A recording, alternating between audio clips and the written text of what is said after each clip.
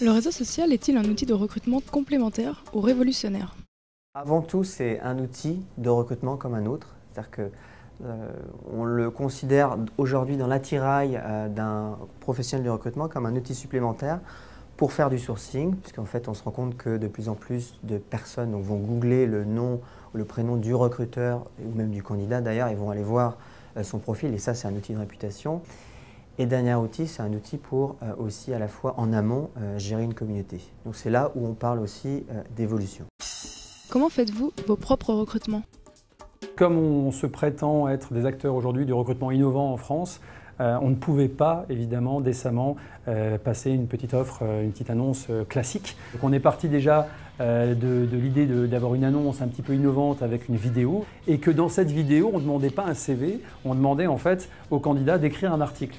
Un article que je m'engageais à publier sur mon blog Blog 2.0, et l'objectif était pour les candidats qui auraient écrit cet article, derrière de le faire buzzer, et ça a bien marché. On a eu 2 candidats qui ont été suffisamment curieux, culottés, et qui ont joué le jeu. Donc voilà, donc Arthur et Romain, qui sont les 2 stagiaires en lice, puisque pour l'instant on ne sait pas encore qui sera notre ou nos stagiaires, parce que l'idée est peut-être de les recruter tous les 2. Donc Romain, si vous nous regardez, et Romain et Arthur, si vous nous regardez, vous êtes recrutés. Quels conseils donneriez-vous aux candidats pour sortir du lot? Avant tout, ça paraît évident, mais c'est se faire un profil sur un réseau social. Donc ça commence par le profil, mais ça ne suffit pas le profil, c'est la première étape.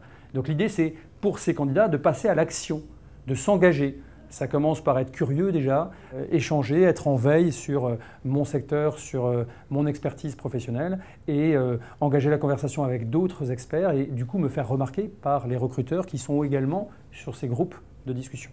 Voilà. Et à cet effet d'ailleurs Twitter, comme je disais tout à l'heure, est un outil où justement il y a finalement très peu de personnes qui sont dessus encore. C'est encore un outil assez niche, et du coup pour interpeller un recruteur sur un métier précis, c'est assez facile parce que la personne se sent obligée de répondre.